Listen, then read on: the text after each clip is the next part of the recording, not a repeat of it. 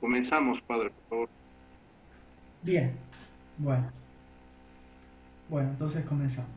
En el nombre del Padre, y del Hijo, y del Espíritu Santo. Amén. Padre nuestro que estás en el cielo, santificado sea tu nombre, venga a nosotros tu reino, hágase tu voluntad en la tierra como en el cielo. Danos hoy nuestro pan de cada día, perdona nuestras ofensas, Perdónanos nuestras ofensas, como también nosotros perdonamos a los que nos ofenden. perdónanos, No nos dejes no caer nos en la dejes caer en la tentación y tentación, líbranos y del líbranos mal. del mal. Amén.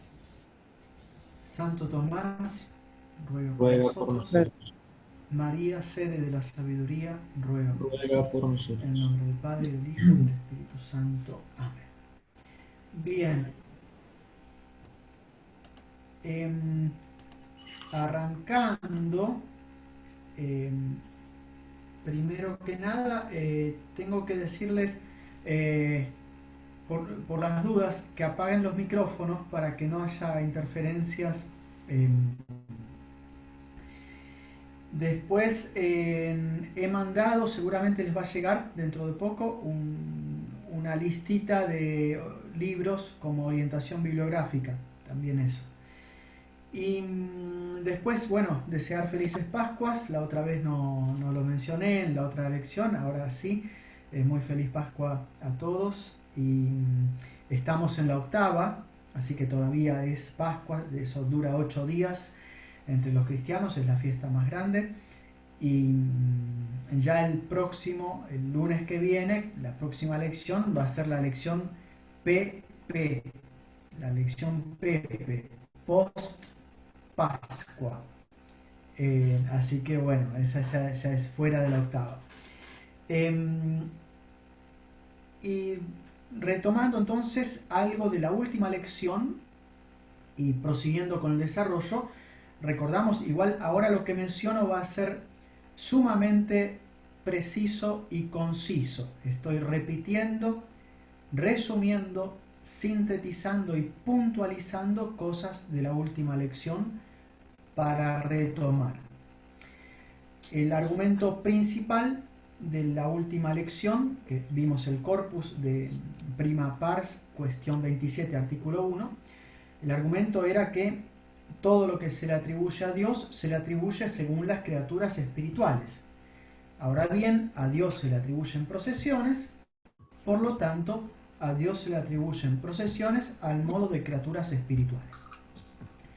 Ahora bien, las criaturas espirituales poseen procesiones inmanentes. Por lo tanto, Dios tiene procesiones inmanentes. Eso es lo que vimos en la última lección. He añadido el término inmanentes, que creo que no lo había usado, y es lo que voy a explicar ahora inmediatamente. Recuerdo que cada una de las premisas que he señalado en el razonamiento está fundamentada. Que a Dios las cosas se le atribuyen según las criaturas espirituales es algo casi evidente en filosofía, no ya ni hablar en teología. El motivo es muy simple, porque Dios es, para decirlo con sencillez, acto puro, solamente acto.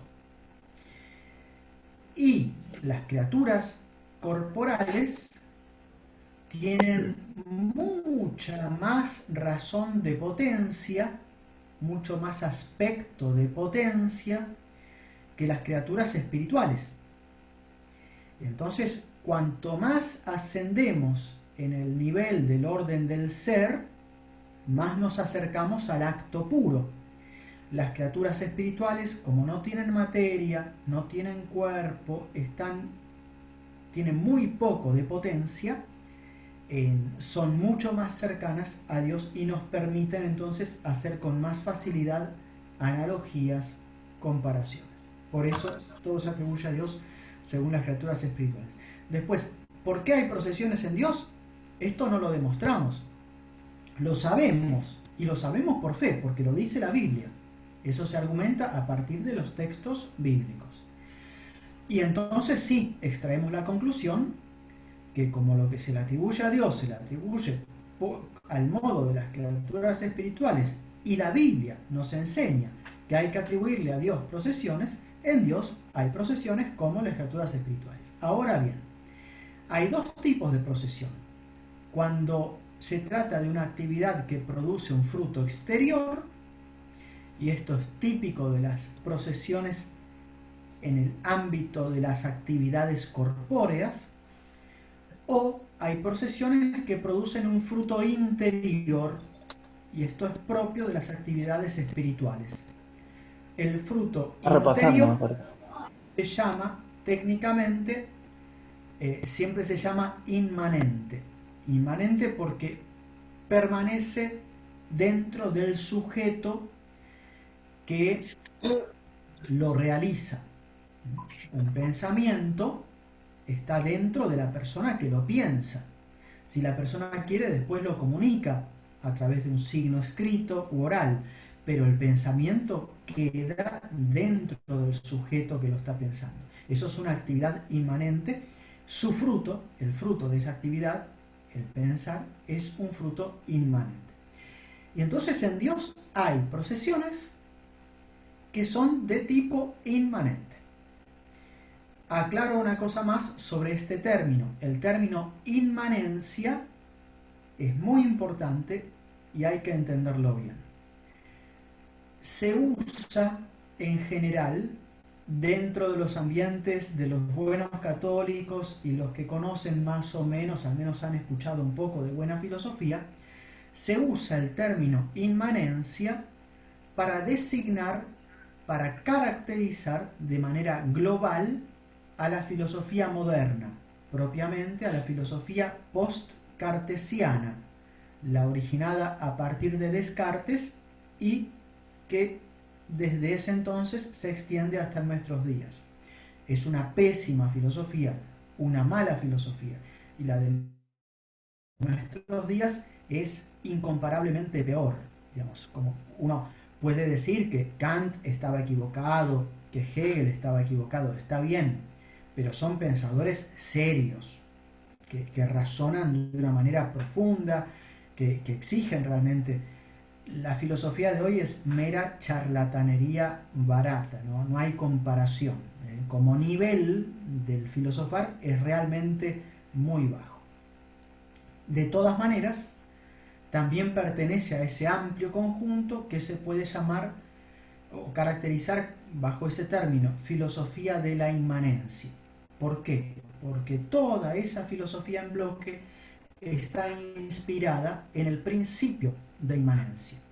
El principio de inmanencia, en dos palabras, sostiene que no hay ningún tipo de ser y ninguna dimensión del ser que sea ajena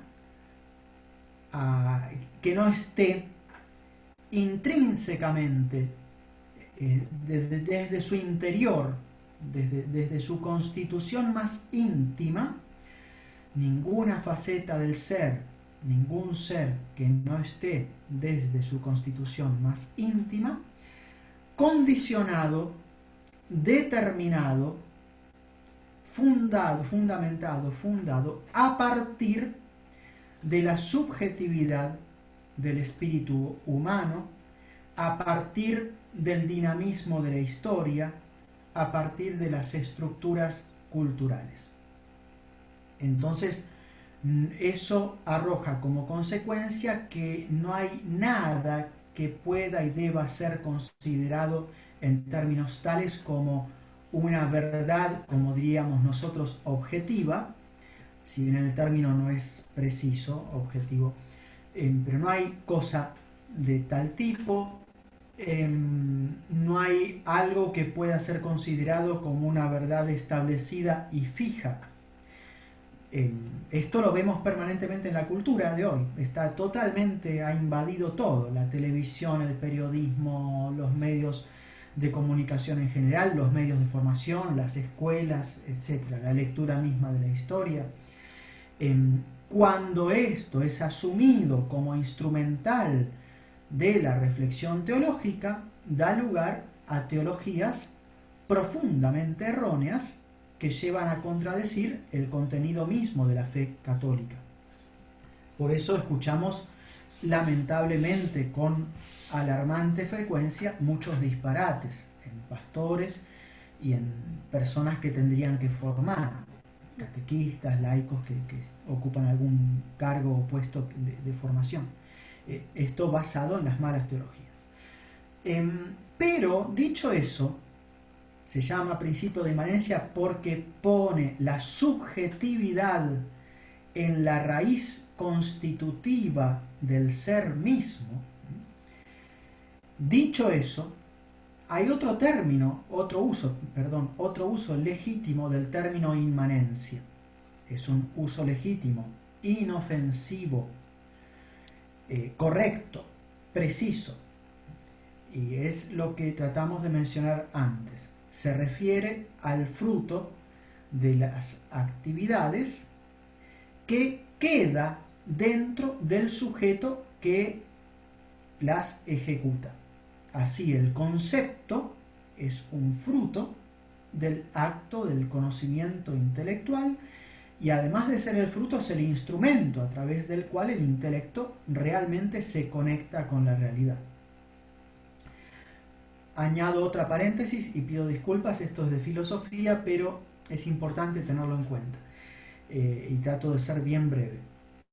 Cuando dije el intelecto se conecta con la realidad, el 400.000% de los que escuchan algo así, ya lo sé, porque es parte de nuestra época, tienen la mentalidad kantiana.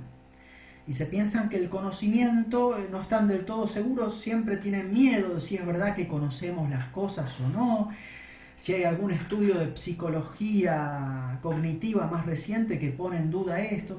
Estamos todos, o en general están todos, condicionados por esos presupuestos kantianos que han realmente penetrado de manera casi determinante en nuestra cultura.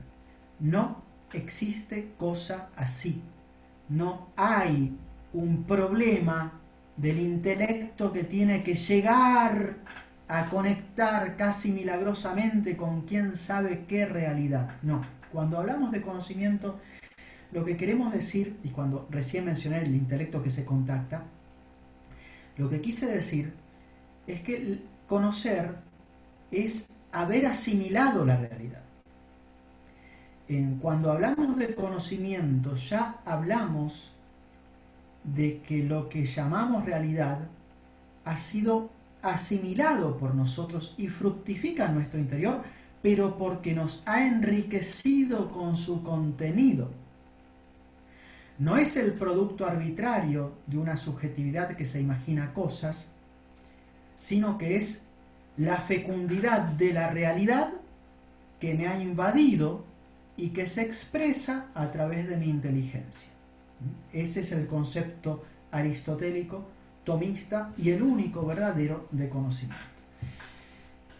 Por eso se habla de operaciones inmanentes, porque la realidad, que es en sí misma y está fuera de mí, me fecunda y puedo realmente concebirla y expresármela en un concepto que concuerda perfectamente con el contenido de la realidad. Bien, eso, cierro la paréntesis y voy ahora a repasar un poquito las objeciones de ese primer artículo porque nos permiten profundizar y después pasaremos al segundo artículo de la cuestión. Las objeciones, ustedes tienen ahí el texto, eran 3 y están puestas bien a propósito por Santo Tomás para remarcar 3 aspectos clave. El primer aspecto es el de la exterioridad. El segundo aspecto es el de la distinción. El tercer aspecto es el de la originariedad o bien el carácter de principio. ¿Por qué? Porque enseguida cuando pensamos en procesión es el gran problema, porque nosotros lo que conocemos directamente no es Dios. A Dios lo veremos en el cielo, por su gracia y su misericordia. Pero en este momento no lo vemos. Lo creemos por fe, sí, pero no lo vemos. Lo que tenemos al alcance de nuestros sentidos y de nuestro intelecto son las criaturas, y especialmente las criaturas corpóreas. Y todas las nociones que nos vamos formando, nos las formamos a partir de las criaturas corpóreas. Y entonces tenemos que hacer un esfuerzo para rectificar nuestros pensamientos cuando los aplicamos a Dios, para ir depurando las expresiones y los conceptos. Por eso enseguida nos surge la duda, el problema, la dificultad. Procesión significa salir para afuera. Ahora bien, en Dios no hay un afuera, y entonces no puede haber procesión. Además, cuando pensamos en procesión, pensamos en la procesión, como dije en la otra clase, la procesión de entrada en la misa, o la procesión de la Inmaculada, cuando hacemos la procesión por las calles, o la del Corpus Christi. Es un marchar, un ir caminando. En Dios no hay movimiento, y entonces no hay procesión.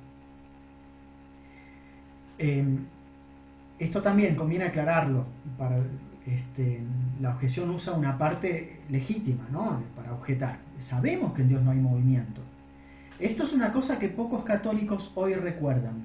Fíjense, muchos católicos con buena intención, algunos con buena intención y muy mala formación, otros, bueno, no voy a hablar sobre el tema, pero otros que han estudiado una pésima teología, cualquier verdura, pero que no es teología, piensan que en Dios hay movimiento, que en Dios hay, como no saben distinguir lo que es vida de lo que es movimiento, y entienden la vida en un sentido meramente sensible y exterior, y saben que en Dios hay vida, piensan que en Dios hay movimiento como el movimiento exterior, y que en Dios hay dinamismo, cambio y vitalidad en ese sentido superficial. No es así. En Dios hay vida, pero es una vida sobreabundante, de la cual cualquier expresión de vitalidad terrestre exterior es mero reflejo débil y lejano, infinitamente lejano. Pero para hacerse una idea, si uno ve un montón de moscas volando, o ve, porque por ejemplo los adolescentes de hoy se piensan que tienen vida porque están en un concierto de rock, ¿no?, de Lady Gaga, de Madonna, estas estupideces, y piensan que porque se mueven así, bailan así, todo, y hacen coreografías, que tienen vida. Y si ustedes comparan eso con lo que está haciendo en este momento un cartujo cuando hace lección divina en su celda, en el silencio, o lo que hacía Santa Teresita en un momento de oración, en silencio, durante la acción de gracias, por supuesto que hay incalculablemente más vida en Santa Teresita, en el cartujo, que no en todos esos jóvenes juntos que están bailoteando y haciendo el ridículo bajo la batuta de Lady Gaga y Madonna. La vida no es movimiento, es operación, y sobre todo operación inmanente. Y hay tanto más de vida cuanto más inmanente es la operación.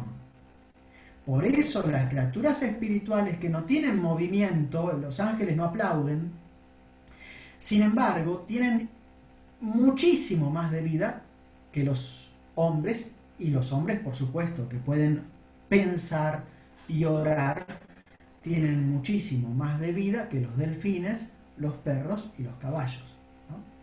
Esto es clarísimo. En Dios no hay movimiento, aunque hay vida. ¿Y cómo sabemos que en Dios no hay movimiento? Porque Dios es acto puro, y lo que se mueve está en potencia, tiene que pasar al acto. Si en Dios hubiera movimiento, estaría en potencia y no sería acto puro, y no sería Dios. Sabemos que en Dios no hay movimiento porque aparte es simple. Lo que se mueve está compuesto. Cuando hay movimiento, algo permanece, algo cambia. Cuando las mujeres van a la peluquería y se hacen la tintura, se cortan el pelo, se cambian el color de pelo, van con el pelo negro, salen con el pelo rubio, sigue siendo la misma persona, pero cambió algo, cambió la cualidad. Hay una composición de sustancia y accidente, en este caso el accidente cualidad. Por eso permanece el mismo sujeto, pero cambia el accidente. cuando hay un movimiento, hay siempre una composición. Algo permanece y algo se cambia justamente en el sujeto que permanece. En Dios no hay composición. Es simple. Dios no está formado por muchas partecitas. ¿Por qué? Porque si estuviera formado por muchas partecitas, sería un resultado, no sería un principio, el primer principio. Y las partecitas serían los principios a partir de los cuales se construiría eso que llamaríamos Dios, que no sería Dios. Dios es el primerísimo principio, no es un resultado. Por eso no está compuesto. Y entonces es imposible que se mueva, porque todo lo que se mueve está compuesto. Y además, cuando algo se mueve, adquiere algo y pierde algo. El que está enfermo se mueve en la curación y adquiere la salud, pierde la enfermedad. Y el que está sano se mueve cuando se enferma, perdiendo la salud y adquiriendo la enfermedad. Pero Dios es infinitamente perfecto, no le falta nada, no puede adquirir nada. Si tuviera algo que adquirir, no sería Dios. Entonces, es imposible, esto no es opinable, el que opina distinto está en un error, porque no es una opinión, esto es una certeza filosófica. Dios no se mueve, no tiene movimiento. Y entonces, Santo Tomás esta parte de la objeción la reconoce. Claro que en Dios no hay movimiento. Pero el error está en pensar, ya vamos a la respuesta a la objeción, el error está en identificar el concepto de procesión restringiéndolo a la sola procesión externa, la procesión típica de las actividades exteriores. Pero hay dos tipos de procesiones. Y entonces cuando hablamos de procesión en Dios, no lo hacemos en el sentido de las procesiones externas que implican movimiento, que implican todo eso. Lo hacemos en el sentido de las procesiones internas, inmanentes, que de suyo no implican movimiento. Yo puedo, por ejemplo, pensar ahora, ustedes no saben qué estoy pensando, me quedo quieto, no me muevo, estoy pensando, sin moverme, no hay movimiento. Y cuando ustedes piensan en un concepto, por ejemplo el concepto de color blanco, no es como pintar de blanco una cosa que se va blanqueando, volviendo cada vez más blanca. Si piensan en el concepto de calor, no es como calentar un café que se va calentando. No, el concepto no es que lo vamos formando, no. Pum, pienso y ya está. Es instantáneo, no es un movimiento. Es otra cosa. Hay una operación, pero no hay movimiento. Entonces, como hay operaciones que son inmanentes y de suyo, sin movimiento, en Dios hay procesión. Pero en este sentido, no en el sentido externo. Así que con eso queda desmontada la primera objeción. La segunda objeción, decía, se basaba en la exterioridad. Lo procedente es diverso de aquello de lo cual procede. Pero en Dios no hay diversidad. Dios no está compuesto, lo acabamos de decir. Y entonces no puede haber procesión. Y claro, Santo Tomás tiene que responder a esto, da una respuesta que es correcta, pero transitoria, es decir, llama a una ulterior profundización que va a venir más adelante, con el análisis de otros aspectos. Pero lo que se responde por el momento es suficiente. Entonces, lo procedente es diverso de aquello de lo cual procede. Distinción. En la procesión externa, por supuesto que sí. En la procesión interna, no necesariamente. Porque yo puedo pensar en un elefante y eso es distinto de mí.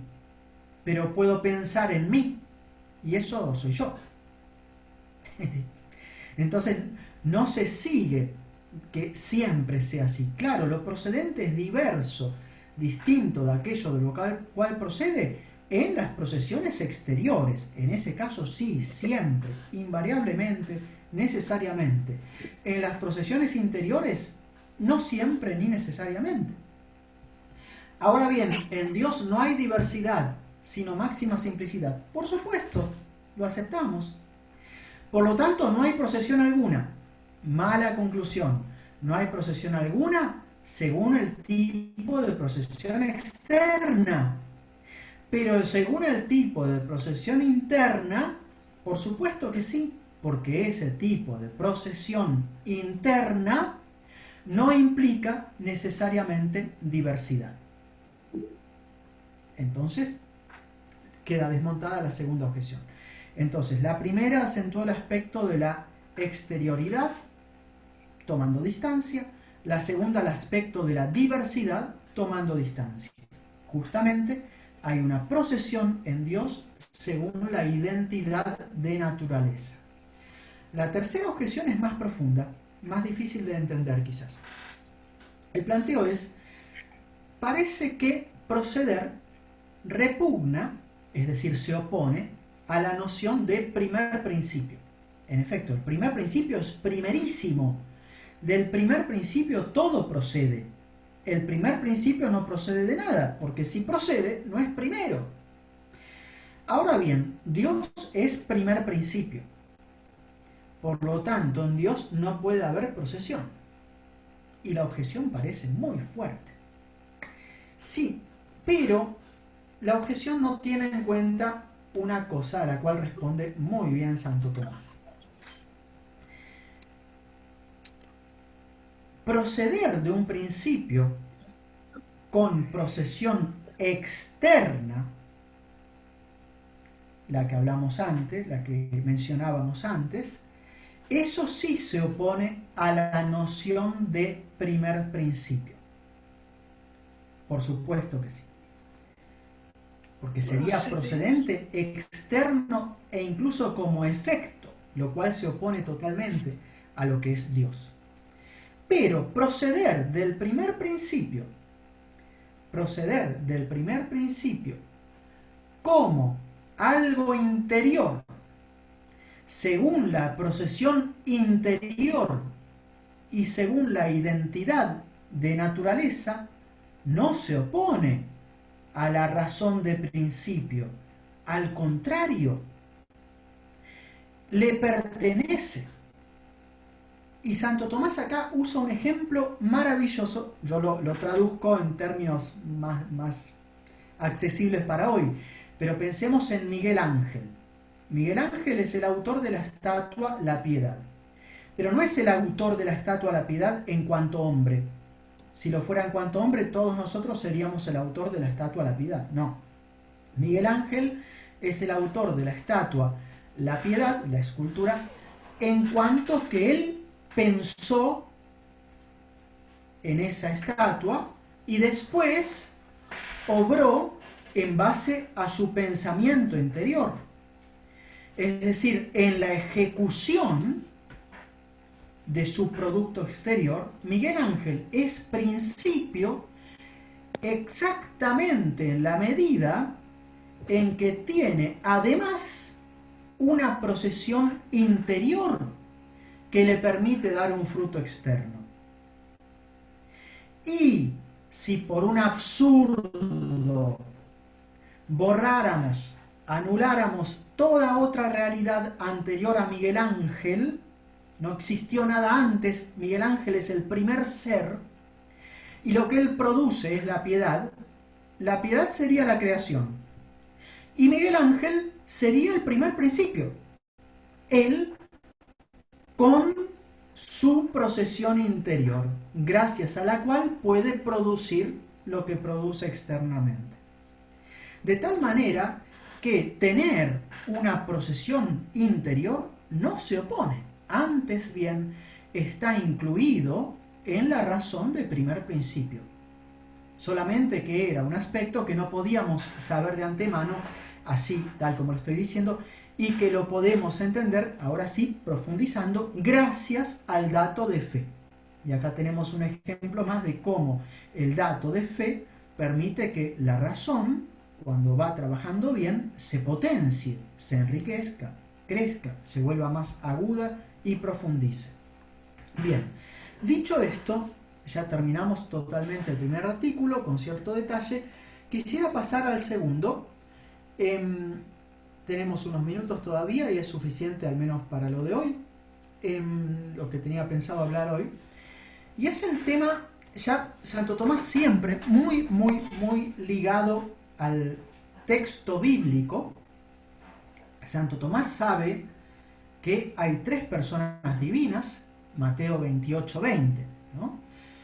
Cuando el buen Jesús asciende al cielo, bendice a los discípulos, no les dice, id, dialogad con todo el mundo y aprended de todo el mundo, y fíjense cómo bailan en la India y cómo en otro lado le rezan a Buda y qué interesante que es el Amazonas. No, Jesús les dijo, vayan y hagan discípulos a todo el mundo, enseñen por todos lados.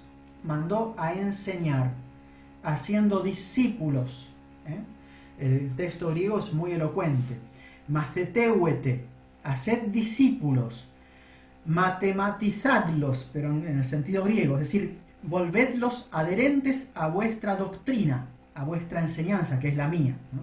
Por eso, como el Padre me envió, así yo os envío.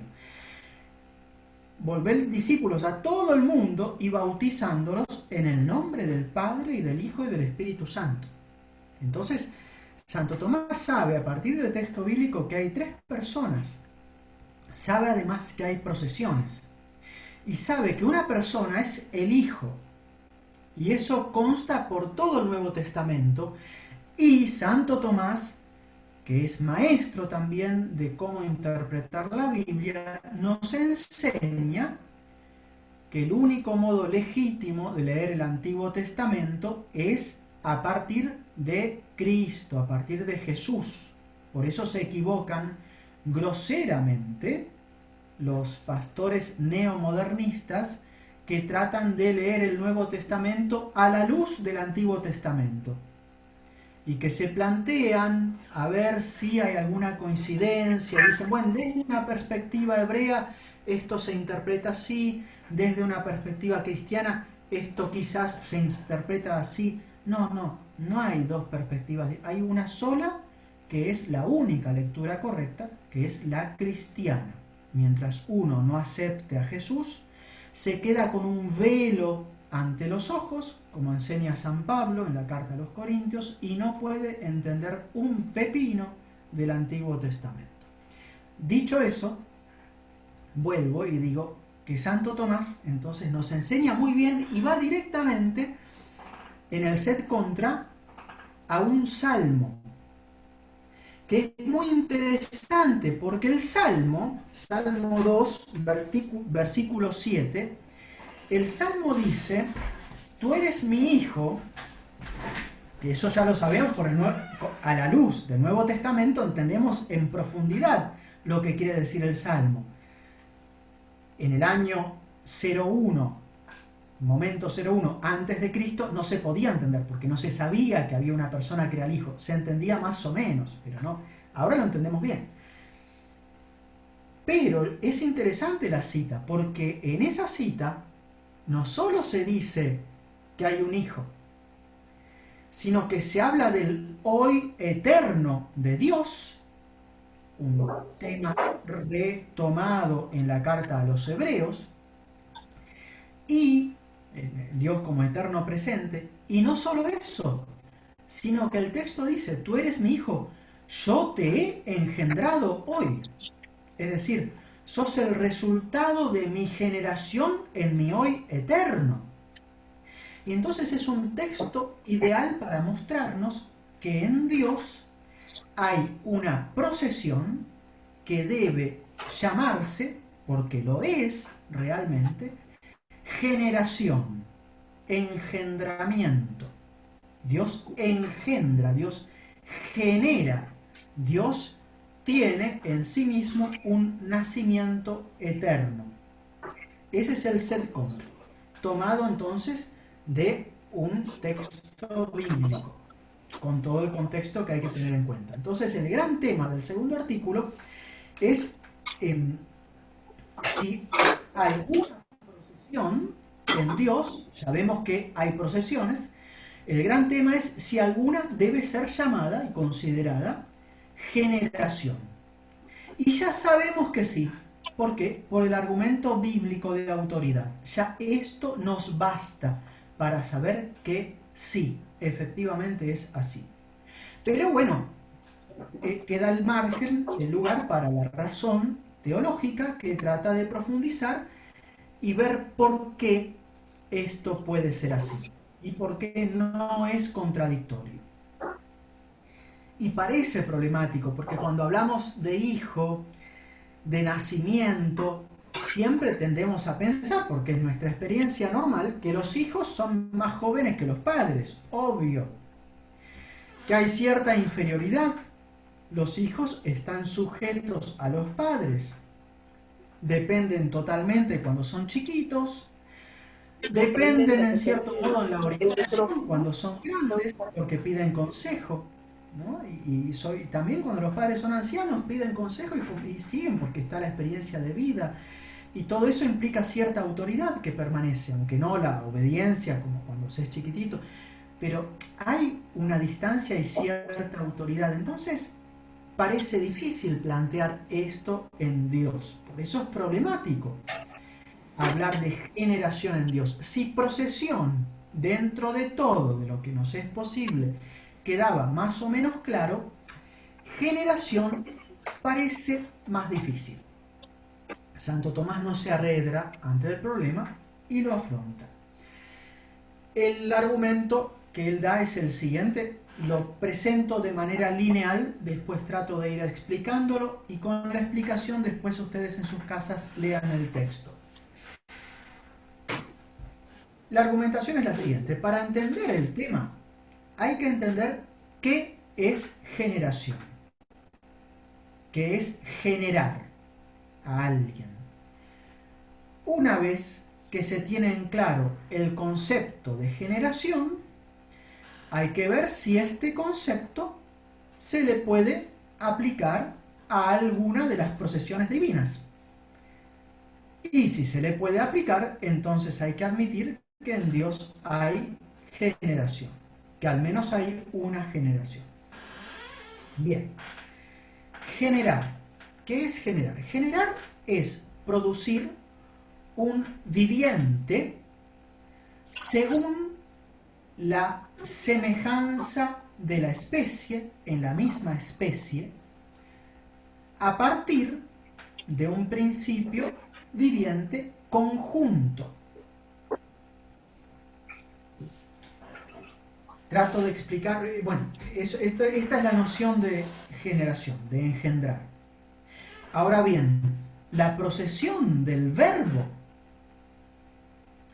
es la producción de un viviente en la semejanza de la especie a partir de un principio viviente conjunto. Por lo tanto, la procesión del verbo es generación.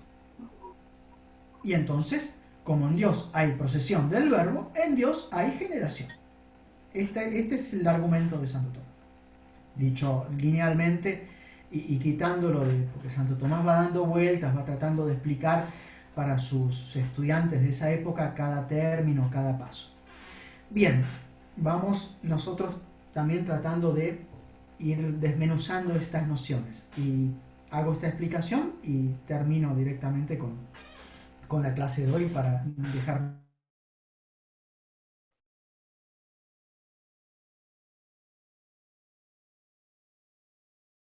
¿Se cortó? Ya volvió, padre. Bien, ¿qué es lo último que se escuchó? Se cortó un segundo. Ah, bien. Ok. Entonces, presento esta noción de generación. Generación, generar, como verbo. Generar es engendrar. Si hay una generación, hay un generar, hay un generado, hay un producido, un fruto generado a partir de la generación. Por eso es la producción de un viviente. No es como el carpintero cuando hace una silla. No es la producción de un artefacto. En la noción de generación está incluida la transmisión de la vida, siempre. es la producción de un viviente, pero no cualquier producción de vida, sino según la semejanza de la especie, es decir, que comparta la misma especie.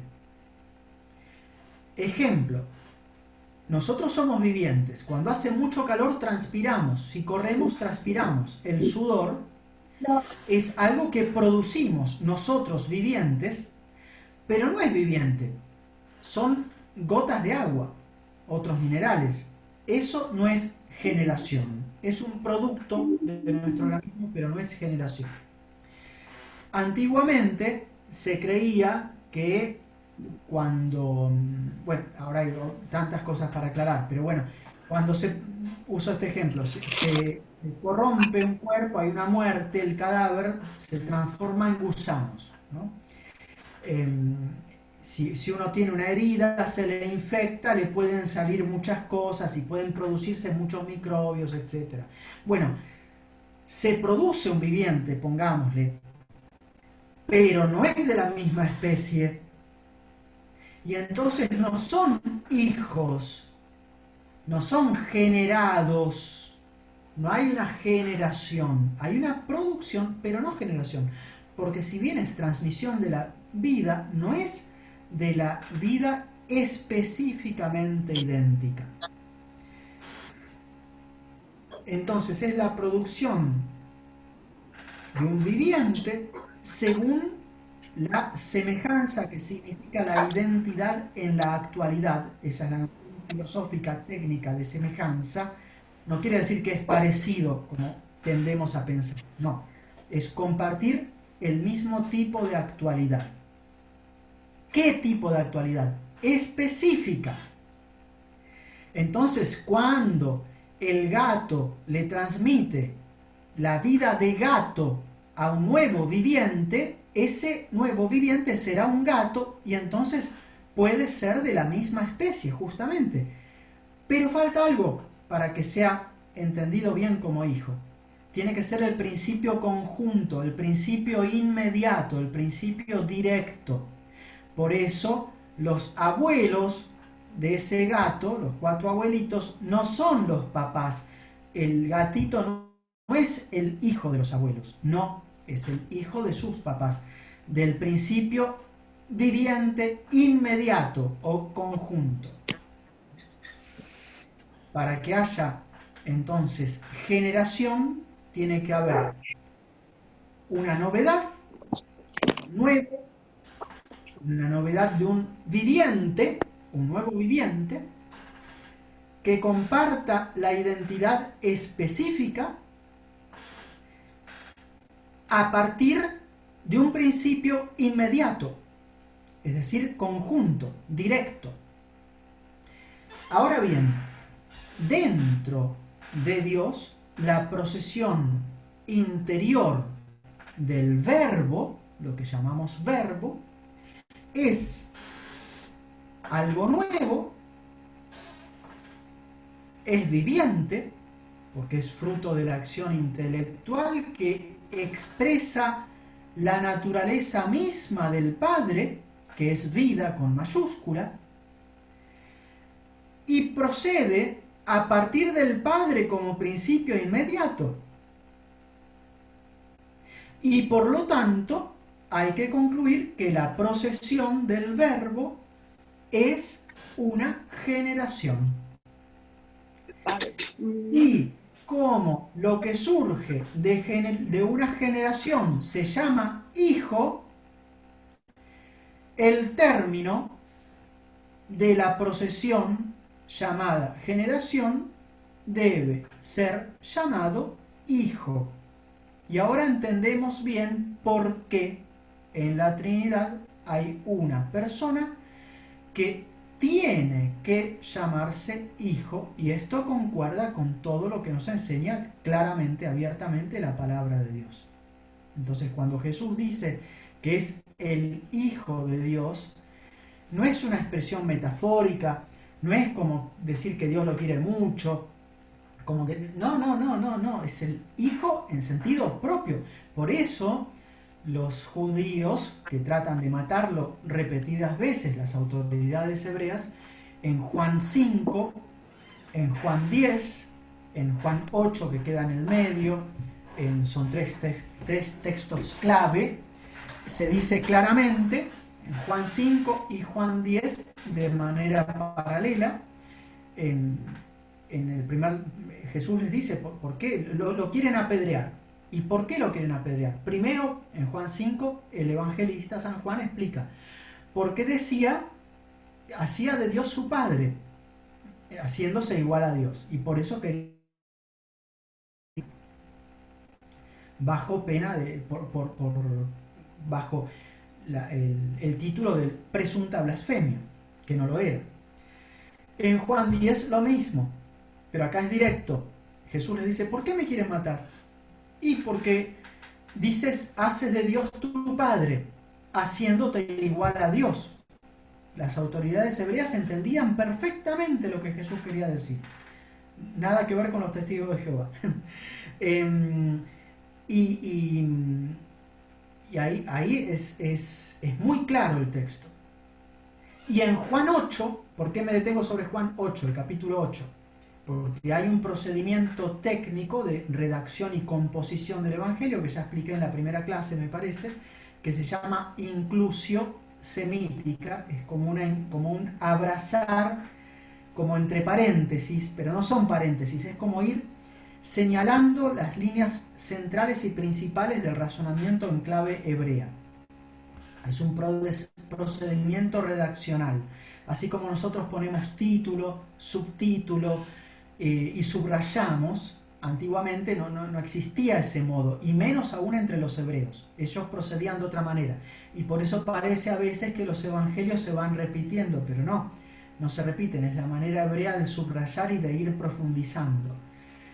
Y entonces hay una inclusio, porque parece casi que se repite, no se repite, pero es la misma temática, Juan 5, Juan 10, que deja en el medio Juan 8, que es el capítulo en el cual 3 veces, discutiendo, el buen Jesús dice explícitamente el nombre Yahvé, atribuyéndoselo a sí mismo. La última vez, Juan 8:58, si mal no recuerdo, de manera totalmente contrastante con la estructura, con la naturalidad de la gramática. Choca con la gramática. Antes que Abraham fuera, yo soy. No, gramaticalmente tendría que haber dicho, antes que Abraham hubiera existido, yo ya existía. No, pero él a propósito lo que él está haciendo es atribuirse el nombre de Yahvé. Entonces ahí, claro, explotan de indignación los judíos y tratan de apedrear. Justamente porque es el centro del Evangelio de San Juan, y quería terminar con eso justamente porque es lo que confesamos los católicos. Jesús es Yahvé, Yahvé hecho hombre, es Dios hecho hombre. La segunda persona, que como procede por vía de generación, es llamada Hijo, sin que esto implique, lo vamos a ver en la clase que viene, ningún tipo de inferioridad, de diversidad de naturaleza, de debilidad, ni nada de eso. Es tan Dios como el Padre porque comparte la misma especie, pero no como los perros, Bobby, Willy, todos los perritos, son muchos perritos que comparten la única especie canina, que es única en nuestro concepto, pero son muchos perros y cada uno un individuo. No es así en Dios. La naturaleza divina no es una conceptualmente en nuestra mente y múltiple en la realidad del hombre, del delfín, etc. No, la naturaleza divina es una en nuestro concepto y una en la realidad, es única. Por eso la gata Bárbara, el gato Bobby, el gato Darío, son tres gatos, individuos de la especie gato y tres personitas gatos, pero son tres gatos. Dios, en cambio, es un único Dios, pero tres personas. Ahí está el gran misterio. Pero por eso, como procede por vía puramente interior, si bien realísima, comparte la misma y única naturaleza divina sin ningún tipo de distinción jerárquica, sin ningún tipo de supremacía, sin ningún tipo de dependencia. Y sin embargo, con la distinción personal, que más adelante vamos a tratar de profundizar. Bueno, perdón, me extendí un poco de más, pero creo que convenía para aclarar estas cosas. Ahora dejamos tiempo para preguntas, si es que hay alguna por ahí. Padre, el término generado corresponde al engendrado, porque eso lo decimos en el sí. credo, engendrado, no creado. Entonces corresponde generado y engendrado. No escucho. Corresponde el término engendrado y generado. Es lo... ¿No? No sé qué pasa. Pregunta, padre, si el término engendrado y generado es lo mismo. No escucho nada. Escríbamelo si es posible. Escríbamelo y le respondo cuando lo lea. Porque no.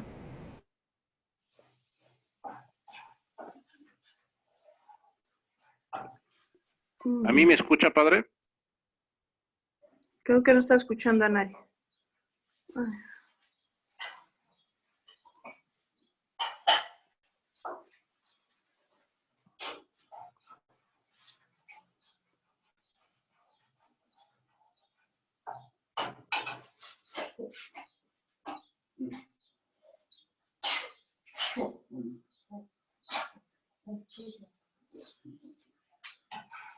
Bien, ahí estamos de vuelta. A ver.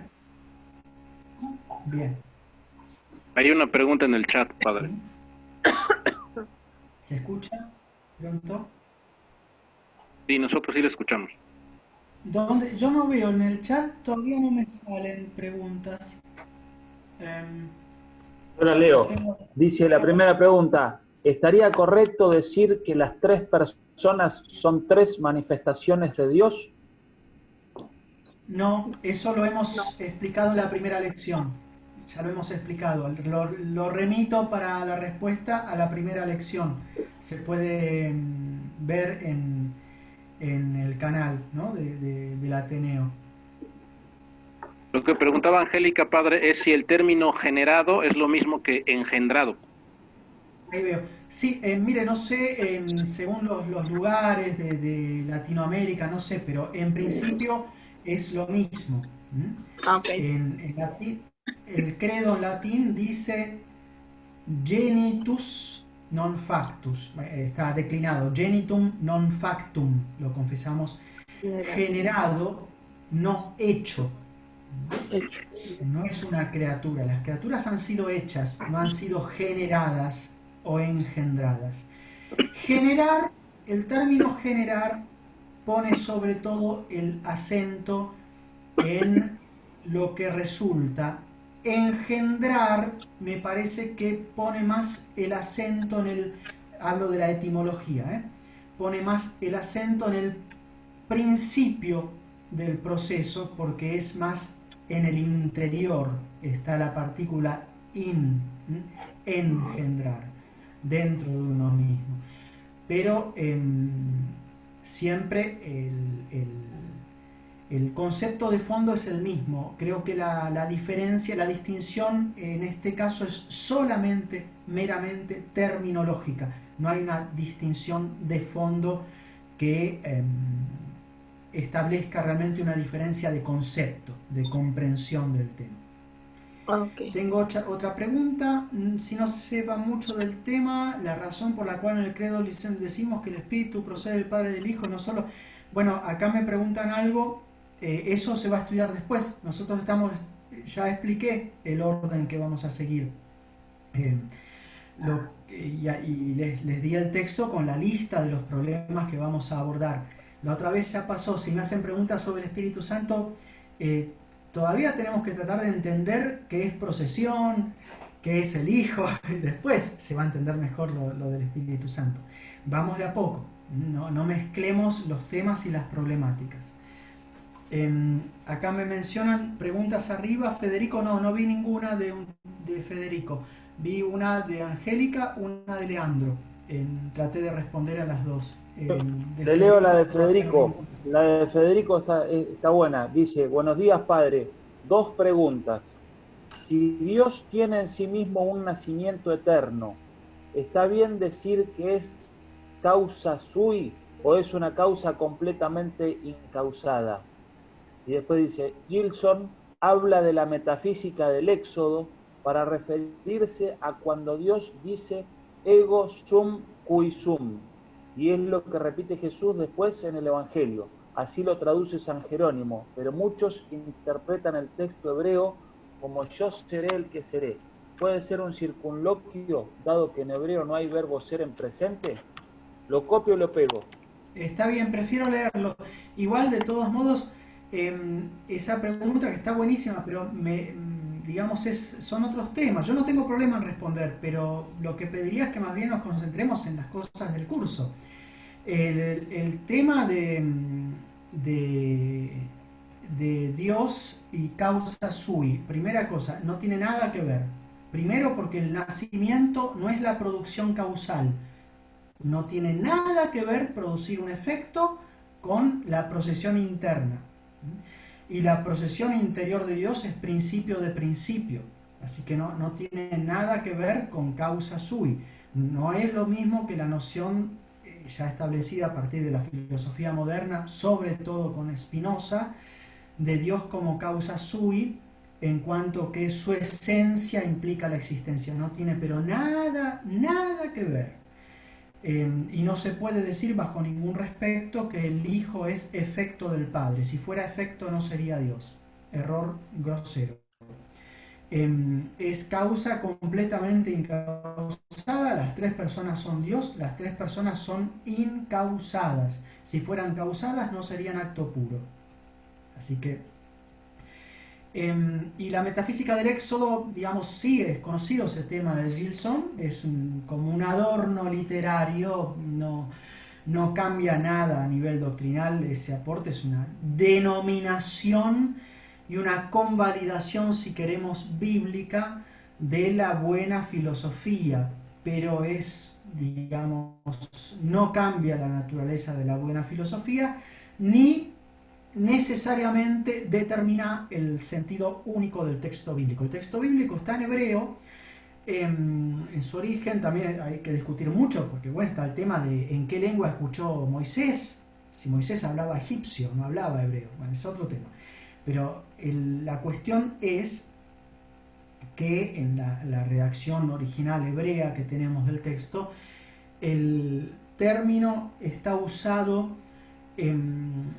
de tal manera que da la sensación, es lo que escucha e interpreta un hebreo que no conoce a Santo Tomás, ni a Aristóteles, ni la metafísica occidental, lo que escucha es la cuestión iterativa de permanencia constante. Y entonces también se podría traducir, no es un circunloquio, para nada, pero sí se puede traducir como en el sentido de yo soy el que está. Así como los argentinos decimos a un amigo que está pasando un problema malo, un problema difícil, un problema, o cuando tenemos un problema y buscamos caracterizar a una persona amiga y decimos, no, es una persona que siempre está. Cuando lo necesitas, está. Bueno, ese aspecto, esa manera de expresarse, es también parte del significado de Yahvé en hebreo. Yo soy el que estoy. Te estoy al lado, te acompaño, y es el modo en que Dios se le va a manifestar a Israel en toda la historia de la salvación. Y la plenitud absoluta de ese estar al lado es cuando está tan al lado que se hace hombre. entonces revelándose como amor, ¿no? Hay muchísimas cosas para añadir. Bueno, eso, simplemente eso.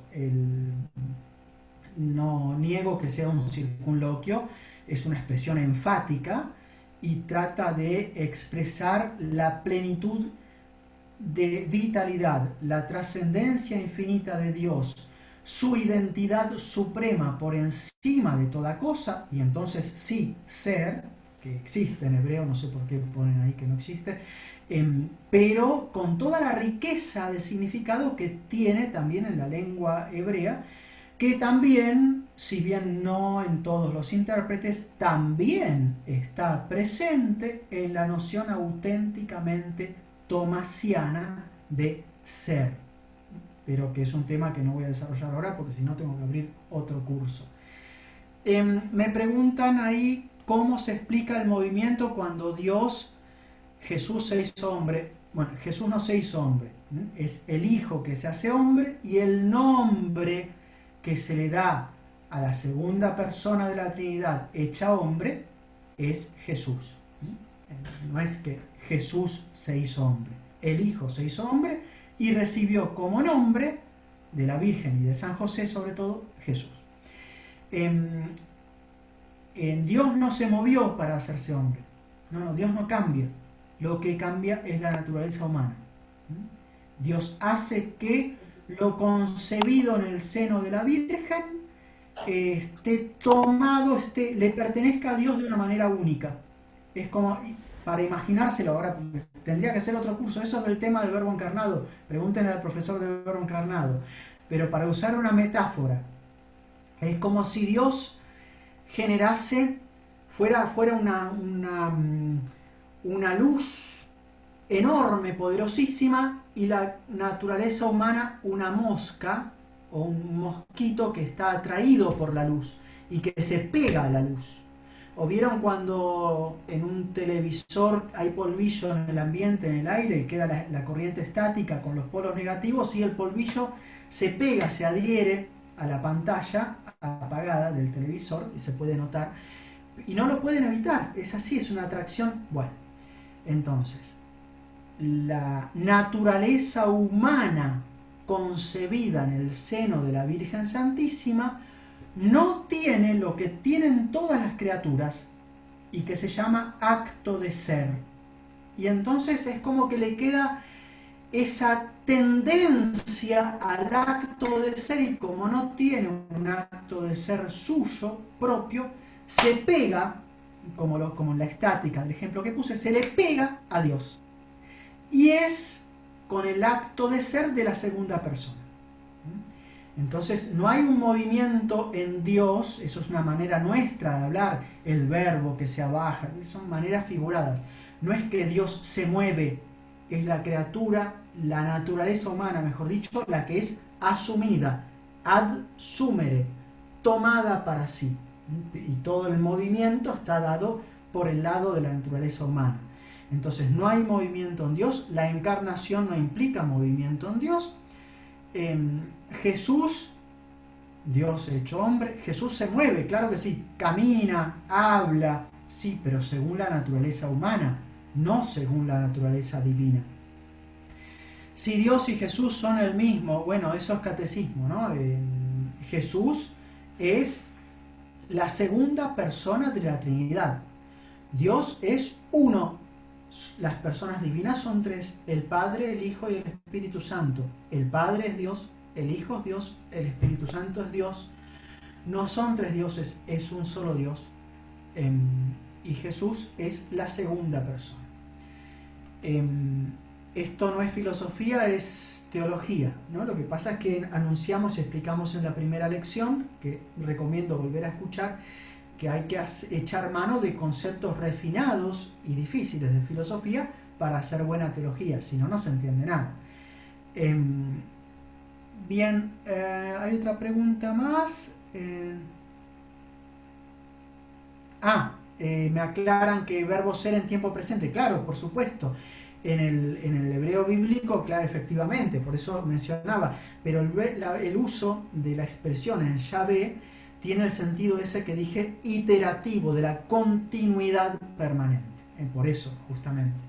Y para dar esa noción de manera adecuada y precisa de la continuidad permanente, en la traducción habitual, soy el que soy, mejor dicho, el que es, cuando se lo menciona en tercera persona, el que es me envía a vosotros, es de lo mejor, porque está expresado en lo que llamamos presente histórico, que es un presente, no es el presente continuo inglés, sino el presente permanente de lo que se hace habitualmente, como cuando una persona dice estudio inglés, no dice estoy estudiando inglés en este momento, lo que quiere decir que es lo que hace como régimen de vida durante este tiempo de modo habitual, ¿no? Ese es el matiz que se quiere dar. Para el final, si queda un instante, nos pudiese enviar la versión de la suma. Eso, bueno, eso se puede encontrar por internet. Después, en todo caso, vemos cómo hacer. Me agradecen la respuesta. Primera, segunda y tercera persona. Eso se dice porque hay un orden de las procesiones, como veremos más adelante, pero un orden que no implica jerarquía, que no implica subordinación, un orden de las procesiones que no implica tampoco cronología.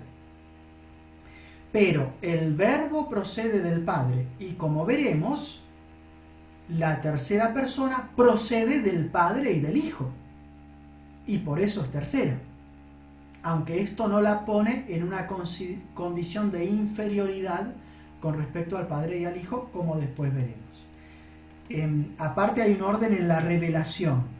Se nos revela primero el Padre claramente, después se nos revela claramente el Hijo y después se nos revela claramente el Espíritu Santo. Todo está medio confuso, vago en el Antiguo Testamento. Después se empieza a ver que Dios, que ya se empieza a manifestar como Padre, envía al Hijo, y todo esto es hecho por la fuerza de Dios, que después se empieza a entender que es una persona, no es una simple fuerza, es un agente personal, el Espíritu Santo. Entonces hay un orden en la revelación también de las personas. Si el Hijo se ha engendrado algo nuevo de la misma especie de un principio inmediato, es muy difícil entender cómo el verbo llegó a ser verbo en un momento. Bueno, de vuelta, la pregunta contiene un error. Quien pregunta presupone que hay cronología en Dios, que en Dios hay potencia y que en Dios está en potencia de producir el verbo. Todo eso ya lo hemos explicado en la otra lección. Quizás no han escuchado atentamente las otras lecciones. Recomiendo prepararse escuchándolas antes de ver las que siguen, porque si no, no puedo repetir cosas. La procesión inmanente no implica de suyo temporalidad. No lo implica. Lo sabemos por muchos motivos. A nosotros nos basta como ejemplo intuitivo, sin que tengamos necesidad de estudiar filosofía, pero nos basta como ejemplo intuitivo el siguiente. Yo puedo entiendo, intelectualmente entiendo lo que es el proceso de calentar una taza de café. Lo entiendo perfectamente. Y entiendo que el proceso del calentamiento de una taza de café es un proceso progresivo y que cuando someto el café al calor, el calor va haciendo que las moléculas de ese líquido se muevan más aceleradamente y produzcan ese efecto que llamamos calor. Bien, perfecto, facilísimo. En el orden de la cosa del café que se calienta, eso es un movimiento, es progresivo y es un paso de la potencia al acto. Mi concepto de calefacción no pasa. Lo pienso y punto, y ya entendí todo lo que ahí está pasando, y no es que mientras el café se está calentando yo voy entendiendo que se está calentando. No, eso será la imaginación, pero no el concepto. El acto intelectivo es puntual, de suyo no implica un transcurso. Esto nos basta como ejemplo intuitivo. En Dios no hay procesión al modo de las procesiones exteriores, y entonces no es al modo de un producto local, no es al modo de un proceso cronológico temporal, sino al modo de una procesión inmanente que no está afectada por el transcurso temporal y que por eso puede ser, lo es de hecho en Dios, eterna. Sin pasaje de la potencia al acto y con un proceso de sobreabundante vitalidad inmanente, tan grande que cuando hay una generación física, los gatos que transmiten su vida a un gatito, los seres humanos que transmiten su vida a un nuevo ser humano, siempre hay como una copia, hay cierto parecido, cierta distinción. En Dios nada de eso. Hay identidad absoluta. Entonces hay un enriquecimiento absoluto sin que se pierda nada. Nada, nada, nada. Entonces es vida sobreabundante. Eso, bueno, para aclarar esa pregunta que planteaba la cuestión de si llegó a ser verbo en un momento, ¿no? No hay un momento y un pasaje. Mientras sigamos imaginando a Dios como un proceso de pasajes, estamos representándonos a Dios de manera mitológica. Eso no es Dios. Pero claro, me ponen ahí, es difícil de entender. Claro que es difícil de entender. En ningún momento hemos dicho que esto es fácil. Y si pudiéramos entenderlo a Dios, seríamos Dios.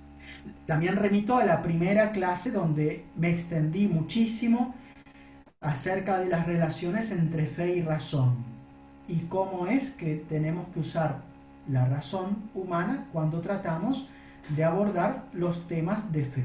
Todo eso ya está explicado en otra clase, en otra lección. No me detendré ahora en eso. Sí quiero decir, aprovecho y léanlo después, háganlo, háganme caso, el capítulo 47, la primera parte del profeta Ezequiel. Es un texto hermoso, se los puedo confesar, es cuando cumplí 10 años de sacerdocio me hizo pensar mucho, porque me di cuenta que ser sacerdote no es una gracia, es un mar de gracias, no hay manera de describirlo.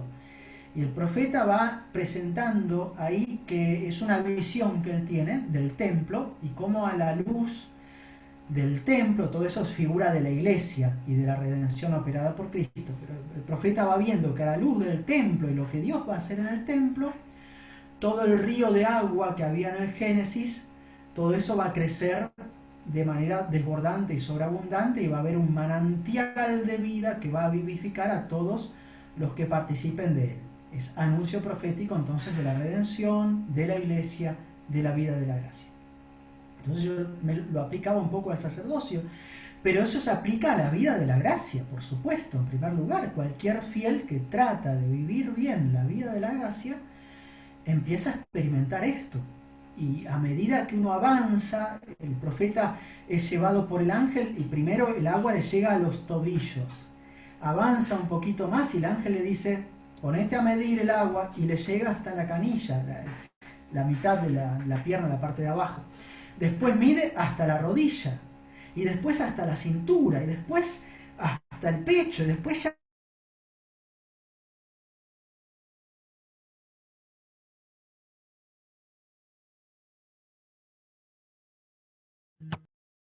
No se escucha.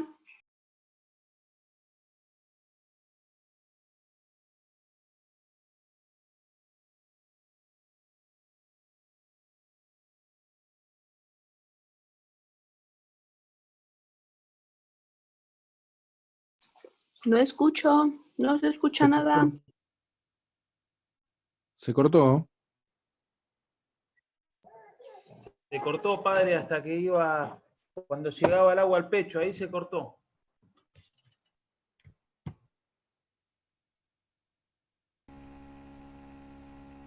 Denme signos si se escucha. Ya sé que se cortó. Quiero saber si se escucha. Desde donde llegaba el agua al pecho. Bien, ok.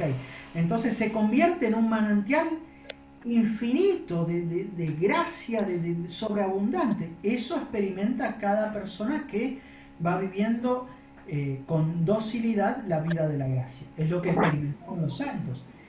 Y es lo que pasa cuando uno hace bien teología.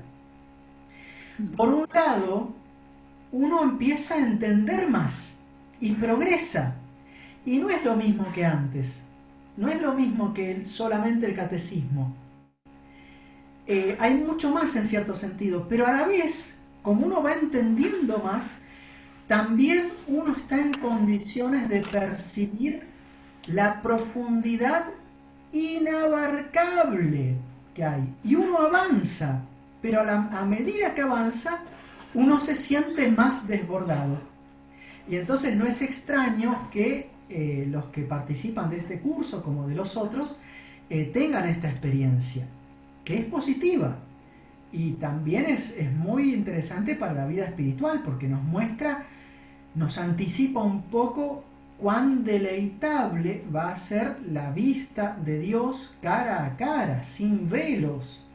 Todo lo que ahora vamos un poquito intuyendo, San Gregorio tiene una expresión hermosa que Santo Tomás cita: hablamos de Dios como niños, como bebés balbuceantes. Eso es lo que llegamos a ver, como un balbuceo, como los bebés que todavía no articulan bien las palabras. Así es como hablamos de Dios. Pero todo eso lo podremos ver sin velos, cara a cara. Entonces, claramente, es muy estimulante también para la vida espiritual todo el estudio que se puede hacer. Bien, no sé, creo que no quedan preguntas. No, me parece que no. Bueno, entonces los saludo. Hacemos una oración final. Gloria al Padre, al Hijo y al Espíritu Santo, como era en el principio, ahora y siempre, por los siglos. Ahí apareció el Padre Federico, que saluda. También lo saludamos. Gracias, Padre. Bueno, excelente la charla, como siempre. Uno aprende siempre. Si no, yo corto y me despido. Bueno, un saludo a todos. Gracias, Padre. Muchas gracias, Padre. Gracias, Padre. Felices Pascuas. Muy feliz y Santa Pascua, y a la próxima. Hasta el lunes que viene.